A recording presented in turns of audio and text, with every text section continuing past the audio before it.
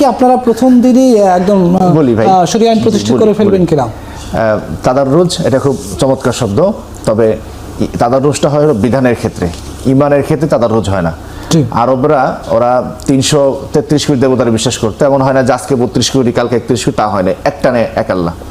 ফলে তাদাররুজটা বিধানের ক্ষেত্রে হয়, প্রয়োগের ক্ষেত্রে, ইমানের ক্ষেত্রে হয় না। এইটুকু মাথায় রাখলে অনেক কিছু সলভ হবে। দ্বিতীয় একটা বিষয় হলো ওয়েলফেয়ার স্টেট আর ইসলামী রাষ্ট্র এক জিনিস না। ইসলামী রাষ্ট্রের বাই প্রোডাক্ট ওয়েলফেয়ার স্টেট, কিন্তু ওয়েলফেয়ার স্টেট হইলে ইসলামী রাষ্ট্র হয় না। আপনি জানেন যে ইসলামী রাষ্ট্রে, এটা মাওলানা মওদুদির অন্যতম প্রধান আর্গুমেন্ট যে হাকিমিয়া।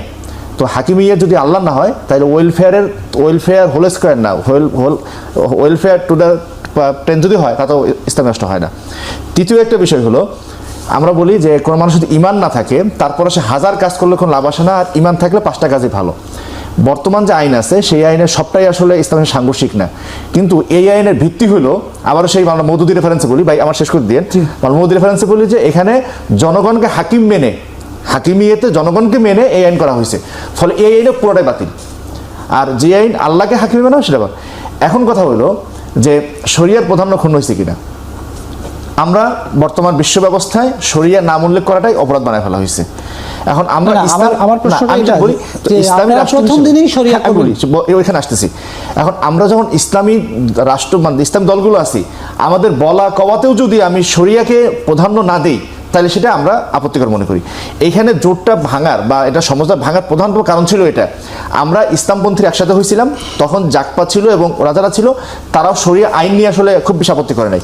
কিন্তু পরবর্তী যখন এনসিপি আসলো, এখন 3টা বিষয় নিয়ে ঐক্যটা হয়েছে।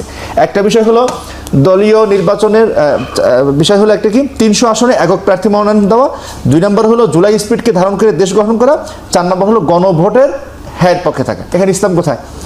যদি এখানে ইসলাম না থাকে, এখানে এক লাইনে তো শরিয়া না যাইতো। যদি ইসলাম না থাকে, তাহলে ওই ধরনের কোনো জোট সমঝোতায় ইসলামী আন্দোলন যায় না। আমি বলি ভাই, ইসলামী আন্দোলন বাংলাদেশকে বৈষয়িক স্বার্থে আপনি বোকা বলতে পারেন, অপরিণামদর্শী করতে পারেন, কিন্তু একটা জায়গায় আমরা খুব মজবুত, যে আদর্শটাকে ধরে রাখা। আমি শুরুতে আপনাকে বলছিলাম না যে এই বিভাজনটা ভালো হতে পারে। আমি কিন্তু আমার বই উত্তরটা পাইনি যে 268 আসনে নির্বাচন করছেন, 151 আসন যদি পেয়ে যান, তাহলে প্রথম দিনেই কি আপনারা এই আইন বাস্তবায়ন করবেন? প্রথম দিনেই শরিয়া, বিশ্বাসগতভাবে শরিয়া প্রথম দিনেই বাস্তবায়ন হবে।